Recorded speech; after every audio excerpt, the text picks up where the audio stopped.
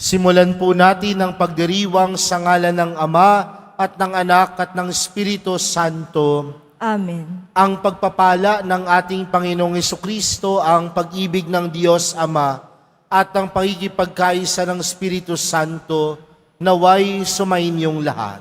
At sumayo rin. Mga minamahal kong mga kapatid, ngayon ay linggo ng Gaudete. Sa kabila ng mga pasakit, pighati at pagdarahop, alalahanin nating may Diyos na sumasa atin sa gitna ng ating paghihintay sa paghilom ng ating mundong lugmok sa lungkot at pagdurusa. Madama nawa natin ng lubos ang galak na hatid ng ating manunubos. At upang tayo po ay maging karapat-dapat gumanap sa banal na pagdiriwang na ito, alalahanin po natin ang ating mga pagkukulang at nagawang pagkakasala at buong kababaang loob tayong humiling ng awa at pagpapatawad mula sa Diyos. Inaamin ko sa makapangyarihang Diyos at sa inyo mga kapatid na lubha akong nagkasala sa isip, sa salita at sa gawa at sa aking pagkukulang. Kaya isinasamo ko sa mahal na Birheng Maria, sa lahat ng mga anghel at mga banal, at sa inyo mga kapatid, na ako'y ipanalangin sa Panginoong ating Diyos. Kaawaan tayo ng makapangyarihang Diyos, patawarin tayo sa ating mga kasalanan, at patnubayan tayo sa buhay na walang hanggan. Amen.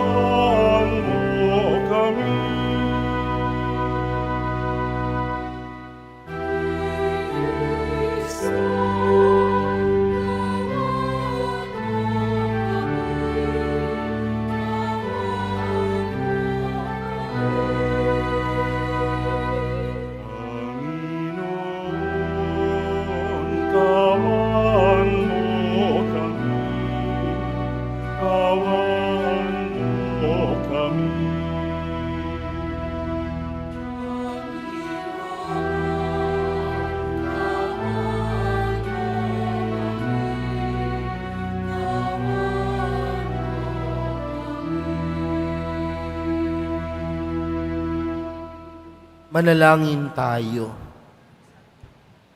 Ama naming makapangyarihan at maawain, tunghayan mo ang pananabik ng iyong sambayanan sa Pasko ng pagsilang ng Panginoon naming mahal. Pasapitin mo kami sa kagalakang dulot ng kanyang pagtubos at pasiglahin mo kami sa pagpapasalamat sa iyong kaloob. Sa pamamagitan niya, kasama ng Espiritu Santo, magpa sa walang hanggan. Amen. Magsiupo muna po ang lahat. Pagbasa mula sa aklat ni Propeta Sophonias. Umawit ka ng malakas, lungsod ng Sion. Sumigaw ka, Israel. Magalak ka ng lubusan, lungsod ng Jerusalem. Ang mga nagpaparusa sa iyo ay inalis na ng Panginoon at itinapon niya ang inyong mga kaaway. Nasa kalagitnaan mo ang hari ng Israel, ang Panginoon. Wala nang kasawiang dapat pang katakutan. Sa araw na yaon ay sasabihin sa Jerusalem, huwag kang matakot, Sion. Huwag manghina ang iyong loob. Nasa piling mo ang Panginoong iyong Diyos. Parang bayaning nagtagumpay, makikigalak siya sa iyong katuwaan. Babaguhin ka ng kanyang pag-ibig, at siya'y masayang aawit sa laki ng kagalakan, gaya ng nagdiriwang sa pista. Ang salita ng Diyos. Salamat sa Diyos.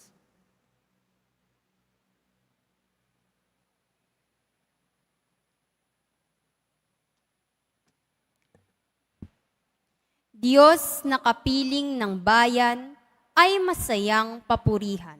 Diyos na kapiling ng bayan ay masayang papurihan. Ang Diyos ang siyang nagliligtas sa akin. Tiwalang-tiwala ako at wala muntimang pangamba, sapagkat ang poon ang lahat sa akin. Siya ang aking awit, ang aking kaligtasan. Malugod kayong sasalok ng tubig sa batis ng kaligtasan.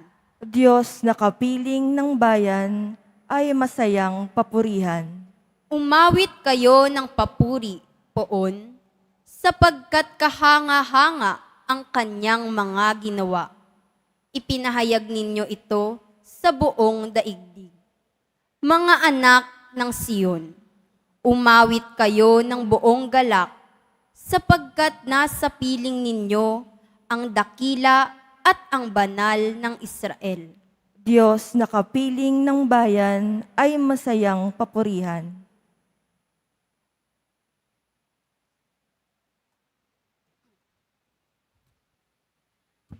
Pagbasa mula sa sulat ni Apostol San Pablo sa mga taga-Filipos. Mga kapatid, magalak kayong lagi sa Panginoon. Inuulit ko, magalak kayo. Ipadama ninyo sa lahat ang inyong kagandahang loob. Malapit nang dumating ang Panginoon. Huwag kayong mabalisa tungkol sa anumang bagay. Sa halip ay hingin ninyo sa Diyos ang lahat ng inyong kailangan sa pamamagitan ng panalangin may pasasalamat.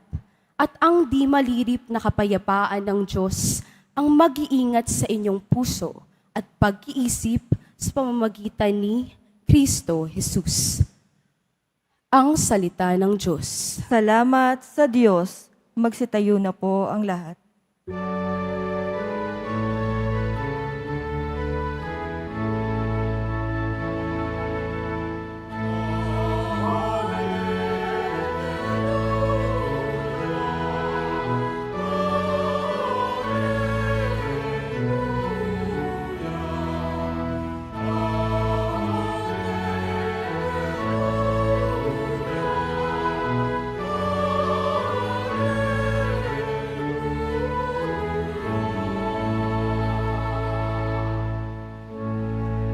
Espiritu ng may kapal, nasa akin upang hakdan ang mga dukha ng araw.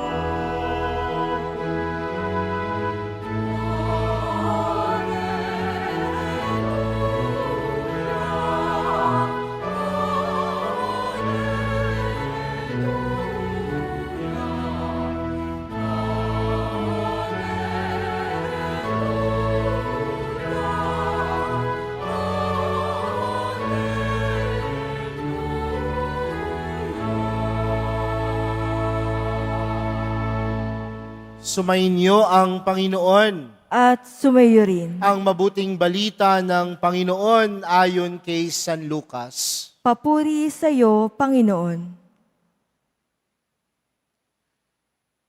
Noong panahong iyon, tinanong si Juan Bautista ng mga tao, kung gayon, ano po ang dapat naming gawin? Kung meron kang 2 baro, bigyan mo ng isa ang wala. Ganyan din ang gawin ng mga may pagkain, tugon niya. Dumating din ang mga publikano upang pabinyag at itinanong nila sa kanya, Guro, ano po ang dapat naming gawin? Sumagot siya, "Huwag kayong sumingil ng higit sa dapat singilin."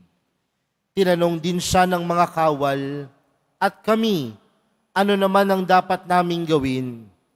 "Huwag kayong manghihingi kanino man sa pamamagitan ng pamimilit o ng pagpaparatang ng di totoo. Masiyahan kayo sa inyong sahod," sagot niya. Nagahari sa mga tao ang pananabik sa pagdating ng Mesiyas at ang akala ng marami si Juan ang kanilang hinihintay. Kaya't sinabi ni Juan sa kanila, "Binibinyagan ko kayo sa tubig, ngunit ang darating na kasunod ko ang magbibinyag sa inyo sa Espiritu at sa apoy. Siya'y makapangyarihan kaysa akin, at ni hindi ako karapat-dapat magkalag ng tali ng kanyang panyapak. Hawak niya ang kanyang kalaykay upang alisin ang dayami. Titipunin niya ang trigo sa kanyang kamalig, ngunit ang ipay susunugin sa apoy na di mamamatay kailanman." Marami pang bagay ang pinangaral ni Juan sa mga tao sa kanyang paghahayag ng mabuting balita. Mga kapatid, ang mabuting balita ng Panginoon. Pinupuri ka namin, Panginoong Hesukristo. Magsiupo muna po ang lahat. Magandang umaga po sa inyong lahat. Pwede bang batiin ang katabi ng magandang umaga? Mga kapatid, masaya po tayong nagtitipon ngayon bilang isang mag-anak ng Diyos sa pagdiriwang po ng banal na Eukaristiya ngayong pong ikatlong linggo sa panahon ng Adbyento. At alam natin na kapag sumasapit ang ikatlong linggo ng Adbyento, ito ay tinatawag nating linggo ng Gaudete. Linggo na puno ng kagalakan, linggo na puno ng kaligayahan, dahil alam natin na nalalapit na ang pagdating ng Panginoon. Kaya magandang simulan po natin ang pagninilay natin sa umagang ito sa pamagitan ng isang tanong sa ating mga sarili. Ano po ba ang magpapasaya sa atin sa buhay natin ngayon? Magandang pagnilayan po yan. Magandang pag-isipan, ano ba ang nagpapasaya sa iyo? Tingnan mo nga yung katabi mo. Tanungin mo nga, ano bang nagpapasaya sa iyo? Marahil makatatanggap ka ng napakadaming kasagutan. Marahil sasabihin ng kanyang asawa, "Ikaw ang nagpapasaya sa akin." Dahil ikaw ang kaharap eh. Marahil kapag katabi mo yung anak mo, sasabihin mo, "Anak, ikaw ang nagpapasaya sa akin." Marahil karamihan sa atin sa mga oras na ito, ano bang magpapasaya sa atin? Makatanggap ng 13th month pay. Tama po ba? Parang hindi nyo pa po natatanggap. No? Parang malungkot pa po kayo eh. No? Makatanggap ng mga bonus. Tama po ba? No? Sa mga estudyante marahil ngayon, sabi nila, ang nagpapasaya sa amin, Father, kung idedeklara mong bakasyon na, Christmas break na, eh hindi pa ho, hanggang Miyerkules pa po sila. No? Marahil may mga bagay na tunay nagpapasaya sa atin sa mga oras na ito. Pero napakaganda ho ng pagpapaalala sa atin ni Juan Bautista sa araw na ito. Dahil binibigyan niyang pansin na ang tunay na kagalakan ng buhay ay hindi ang mga material na pagdiriwang, hindi ang mga material na bagay, kundi ang tunay na nagpapaligaya sa Pasko ay walang iba kundi si Jesus. At marahil yan yung isang bagay na tila parang nakakalimutan natin sa panahon natin ngayon. Bakit? Mas abala pa tayo sa pamimili. Mas abala pa tayo sa paghahanda sa mga parties. Mas abala pa tayo sa mga isipin natin sa mga oras na ito. Kaya nga minsan, pagdating ng Kapaskuhan, tunay nga ba talaga tayong maligaya? Kasi dapat kung ano man yung matatanggap mo sa araw ng Pasko, maliit man yan, malaki man yan, maligaya ka. Bakit? Dahil ang tunay na nagpapaligaya sa buhay ay yung isang bagay na hindi nawawala. Ang tunay na nagpapaligaya sa isang buhay ay yung isang bagay na hindi nauubos. Ang tunay na nagpapaligaya sa isang buhay, yung isang bagay na hindi maluluma. Dahil lang ng tunay na nagpapaligaya sa buhay, walang iba kundi ang mahal na pong Jesus Nazareno. Kung nasa puso natin ang Diyos, kung nasa puso natin ang mahal na pong Jesus Nazareno, masasabi natin, siya lang sapat na. Siya lang tunay na akong maligaya. Okay po ba yon? Parang hindi po sa inyo. Ano? Okay lang ba na hindi kayo tatanggap ng regalo? Maniwala ako. Ano? Dahil okay lang sa atin na tanggapin ang pinakamagandang regalo sa atin ng Diyos. Dahil ang pinakamagandang regalo sa atin ng Diyos, walang iba kundi si Jesus. At si Jesus na tinatanggap natin ay masasabi nating tunay na nagpapaligaya ng ating buhay.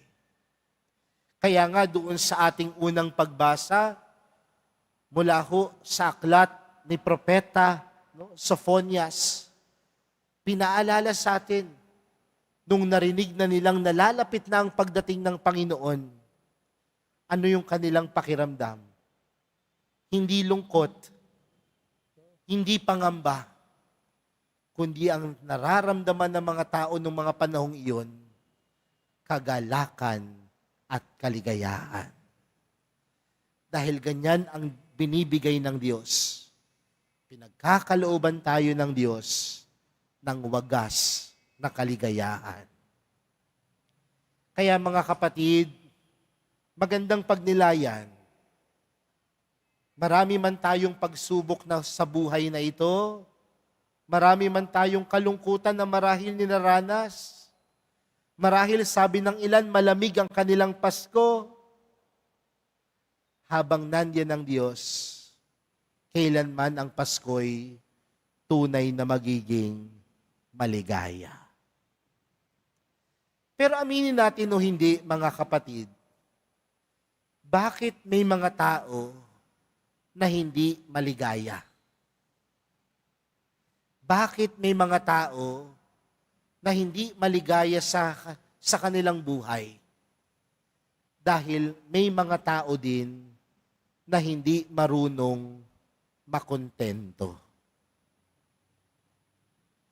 Napakadaming taong malungkot sa mundo dahil hindi sila marunong makontento. Kaya mga kapatid, sa araw na ito, buksan ninyo ang inyong mga puso, buksan ninyo ang inyong mga mata, buksan ninyo ang inyong mga sarili, at tunay na makikita ninyo ang kabutihan ng Diyos, ang pagpapala ng Diyos, ang biyaya ng Diyos.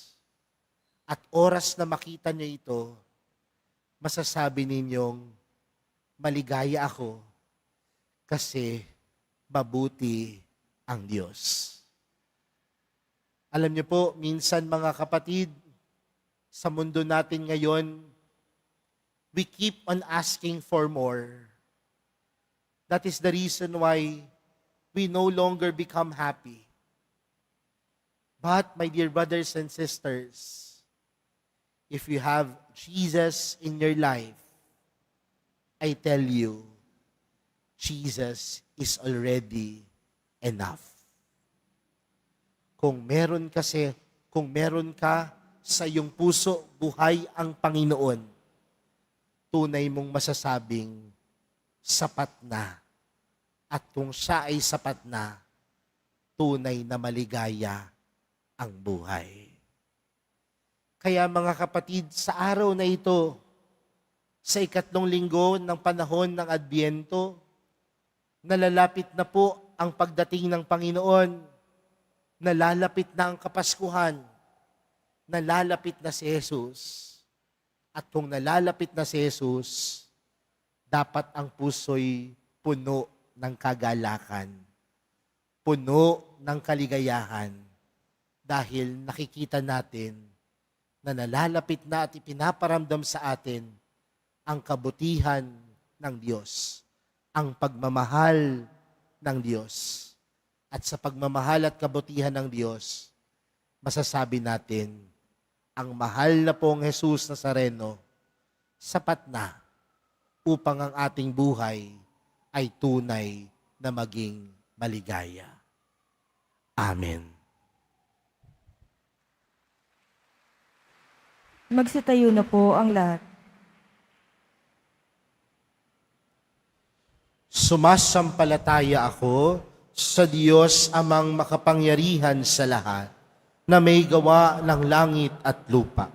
Sumasampalataya ako kay Jesucristo, iisang anak ng Diyos, Panginoon nating lahat, nagkatawang tao sa lalang ng Espiritu Santo, ipinanganak ni Santa Mariang Birhen, pinagpakasakit ni Poncio Pilato, ipinakos sa krus, namatay, inilibing, nanaog sa kinaroroonan ng mga yumao, nang may 3 araw na buhay ng maguli, umakyat sa langit, naluklok sa kanan ng Diyos amang makapangyarihan sa lahat. Doon magmumulang paririto at hukom sa nangabubuhay at nangamatay na tao. Sumasampalataya naman ako sa Diyos Espiritu Santo, sa banal na simbahang katolika, sa kasamahan ng mga banal, sa kapatawaran ng mga kasalanan, sa pagkabuhay na muli ng nangamatay na tao, at sa buhay na walang hanggan. Amen. Minamahal kong mga kapatid, sa gitna ng mga paghihirap sa buhay, kami nagsusumamo sa iyo, Ama, upang patuloy kaming kumapit at manatili sa wagas ng pag-ibig at kagalakan sa piling mo lamang matatagpuan. Buong puso kaming dumadalangin, Panginoon, tulutan mo ng kagalakan ang aming puso. Panginoon, tulutan mo ng kagalakan ang aming puso.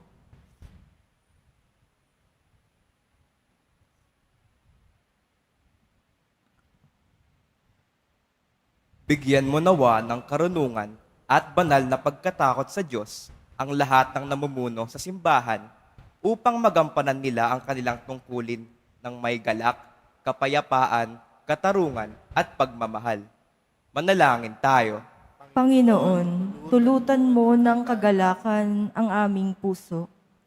Sa pamamagitan ng pagpapakumbaba at pagmamahal, naway isantabi ng mga naglilingkod sa pamahalaan ang kanilang mga pansariling interes at mga munting hinaing upang maakay nila ang kawang kanilang pinagsisilbihan tungo sa pagkakaisa at kapayapaan. Manalangin tayo. Panginoon, tulutan mo ng kagalakan ang aming puso. Patuloy nawa kaming manabik sa iyo, O Diyos. Masumpungan ka nawa namin sa taimtim na pananalangin at pagkakawang gawa, lalong-lalo na sa mga may sakit. Manalangin tayo. Panginoon, tulutan mo ng kagalakan ang aming puso. Pagalingin mo nawa kaming mga nangangailangan ng paghilom sa gunita, damdamin, katawan at kaluluwa upang maging karapat-dapat kaming magpuri sa iyo ng may galak sa aming mga puso. Manalangin tayo. Panginoon, tulutan mo ng kagalakan ang aming puso. Sa lubungan nawa ng may galak ang aming mga kapatid na yumao at ihatid sa kanilang walang hanggang kapayapaan. Manalangin tayo. Panginoon, tulutan mo ng kagalakan ang aming puso. Ama, tulutan mo ng galak ang aming mga puso. Dinggin mo ng may awang aming mga abang pagsusumamo upang matagpuan kaming karapat-dapat sa pagdating ni Jesucristo. Sapagkat sa piling niya, magiging ganap ang kagalakan ng aming puso. Siyang nabubuhay at nagahari, kasama mo at ng Espiritu Santo, magpa sa walang hanggan. Amen. Magsiupo muna po ang lahat.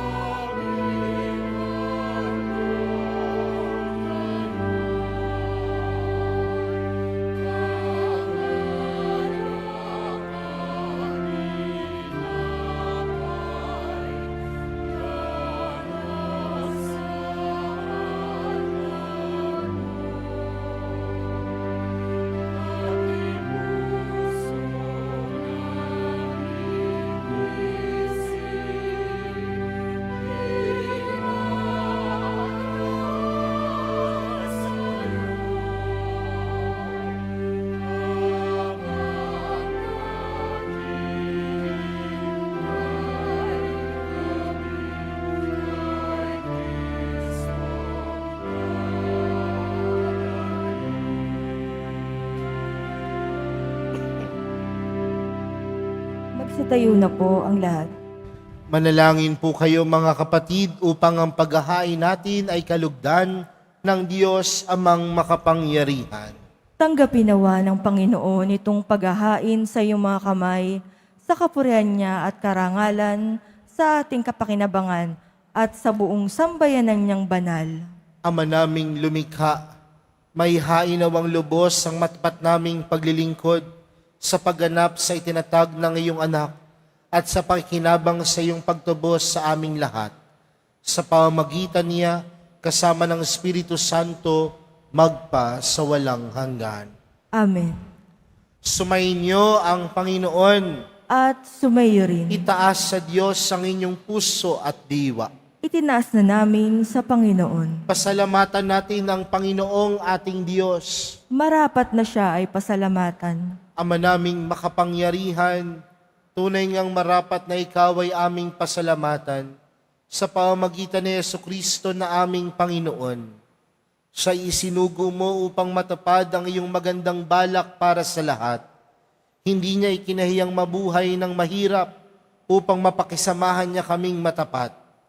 Siya'y naging hindi na iba sa amin upang maintapok niya kami sa iyong piling. Sa kanyang lantarang muling pagdating, ang pakikisama niya'y puspusang magniningning at ang pangako niyang kapanapanabik ay inaasahan naming lubos na makakamit. Kaya kaisa ng mga anghel na nagsisiawit ng papuri sa iyo, nang walang humpay sa kalangitan, kami nagbubunyi sa iyong kadakilaan.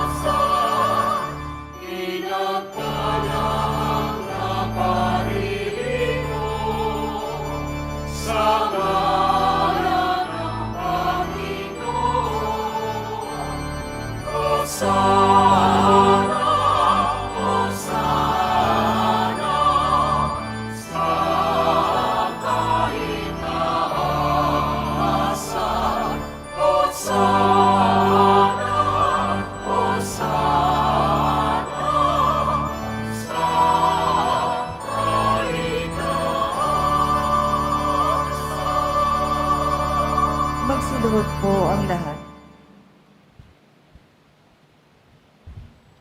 Ama naming banal, ikaw ang bukal ng tanang kabanalan. Kaya't sa pamagitan ng iyong Espiritu, gawin mong banal ang kaloob na ito upang para sa aming maging katawan at dugo ng aming Panginoong Hesukristo.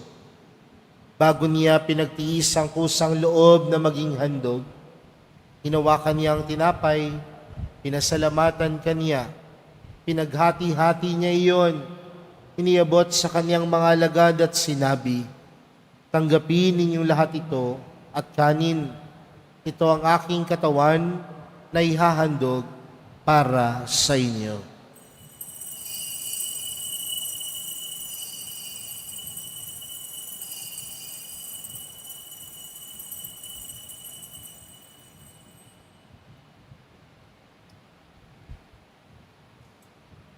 Gayon din naman noong matapos ang hapunan, hinawakan niya ang kalis. Muli kaniyang pinasalamatan, iniabot niya ang kalis sa kanyang mga alagad at sinabi, "Tanggapin ninyong lahat ito at inumin. Ito ang kalis ng aking dugo, ng bago at walang hanggang tipan. Ang aking dugo na ibubuhos para sa inyo at para sa lahat, sa ikapagpapatawad ng mga kasalanan. Gawin niyo ito sa pag-alala sa akin."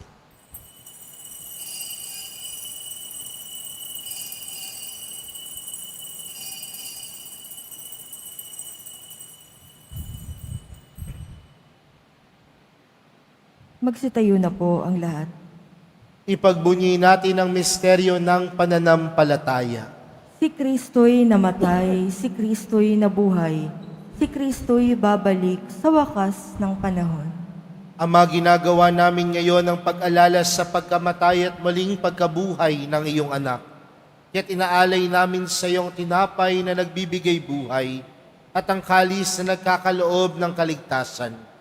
Kami nagpapasalamat dahil kami iyong minarapat na tumayo sa harap mo para maglingkod sa iyo. Isinasamo namin kaming magsasalo-salo sa katawan at dugo ni Kristo ay mabuklod sa pagkakaisa sa pamamagitan ng Espiritu Santo. Ama, lingapin mo ang iyong simbahang laganap sa buong daigdig.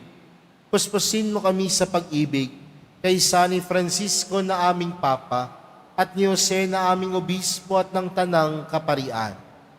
Alalahanin mo rin ang mga kapatid naming nahimlay nang may pag-asang sila'y muling mabubuhay, gayon din ang lahat ng mga pumanaw. Kaawaan mo sila at patuloyin sa iyong kaliwanagan. Kaawaan mo at pagindapatin kaming lahat na makasalo sa iyong buhay na walang wakas. Kaysa ng mahal na Birheng Maria na ina ng Diyos, ng kabiyak ng puso niyang si San Jose, kaysa ng mga apostol ni Juan Bautista at ng lahat ng mga banal na namuhay dito sa daigdig ng kalugod-lugod sa iyo, may pagdiwang nawa namin ng pagpupuri sa ikararangal mo sa pamagitan ng iyong anak na aming Panginoong Hesukristo. Sa pamamagitan ni Kristo, kasama niya at sa Kanya, ang lahat ng parangal at papuri ay sa iyo, Diyos amang makapangyarihan, kasama ng Espiritu Santo, magpa sa walang hanggan.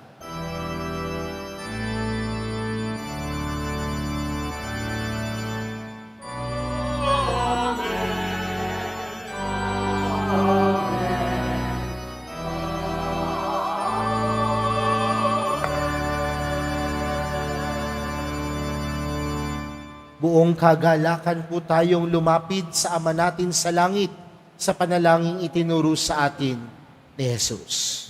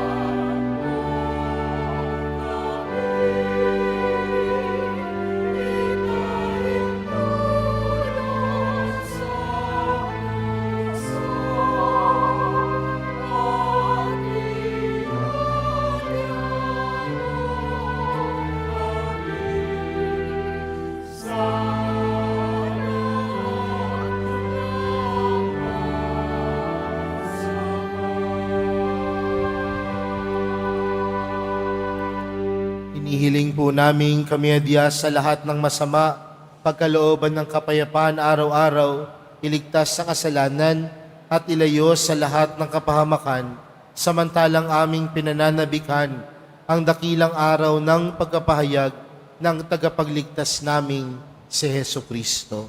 Sapagkat iyo ang kaharian at ang kapangyarihan at ang kapurihan, magpakailanman. Amen. Panginoong Heso Kristo, sinabi mo sa iyong mga apostol, kapayapaan ang iniwan ko sa inyo, ang aking kapayapaan ang ibinibigay ko sa inyo. Tunghayan mo ang aming pananampalataya at huwag ang aming pagkakasala. Pagkalooban mo kami ng kapayapaan at pagkakaisa ayon sa iyong kalooban, kasama ng Espiritu Santo, magpa sa walang hanggan. Amen. Ang kapayapaan ng Panginoon ay laging sumainyo. At sumayo rin. Magbigayan po kayo ng kapayapaan sa isa't isa.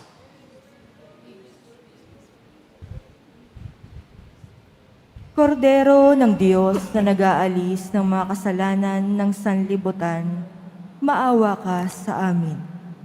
Kordero ng Diyos na nag-aalis ng mga kasalanan ng sanlibutan, maawa ka sa amin.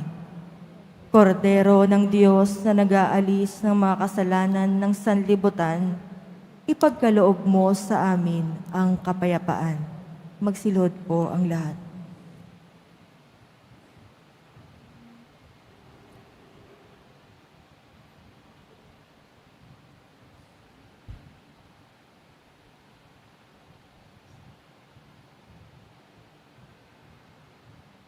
Narito po si Jesus, ang nagkakaloob sa atin ng kagalakan. Siya ang kordero ng Diyos, siyang nag-aalis ng kasalanan ng sanlibutan. Mapalad ang mga inaaniyahan sa kanyang pigi. Panginoon, Hindi ako karapat-dapat na magpatuloy sa iyo, ngunit sa isang salita mo lamang ay gagaling na ako.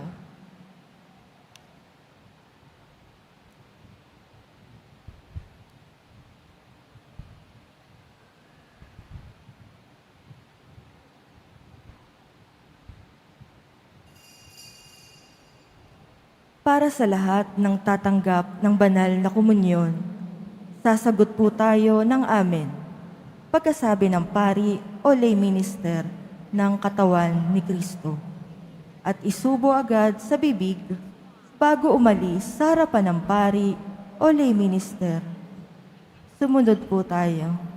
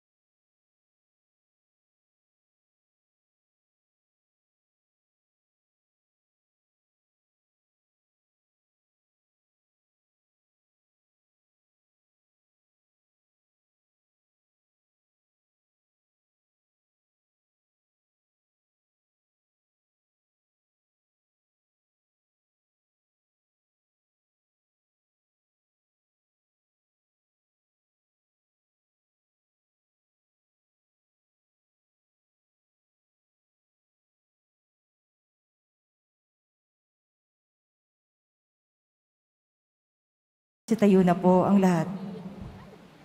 Manalangin tayo. Ama naming mapagmahal, ang pinagsaluhan namin ngayon sa ikapagpapatawad ng mga kasalanan ay mapagindapat nawang kami maging handa para sa Pasko ng pagsilang ng iyong anak na siyang namamagitan kasama ng Espiritu Santo magpa sa walang hanggan. Amen. Sumainyo ang Panginoon. At sumayo rin. Mahal na pong Jesus Nazareno, inihayag mo sa pamagitan ng krus ang walang maliw na pag-ibig ng Diyos sa sangkatauhan. Pakinggan mo ang kahilingan lalo na para sa mga nangangailangan ng iyong tulong at awa. Makamtanawa namin ang iyong kasagutan na may utang na loob na tinatanaw. Basbasan din po ninyo itong mga imahen at dasalan upang lalo kaming manalangin at magtiwala. Sa pamagitan ng bendisyon na ito, naway lalo kaming maging mapaglingkod, masunurin at tapat sa iyo, naming maluwalhating Panginoon, magpa sa walang hanggan. Amen. At pagpalain po kayong lahat ng makapangyarihang Diyos, Ama, Anak at ng Espiritu Santo. Amen. Pumayo kayong taglayang kapayapaan ng Poong Jesus Nazareno. Salamat sa Diyos.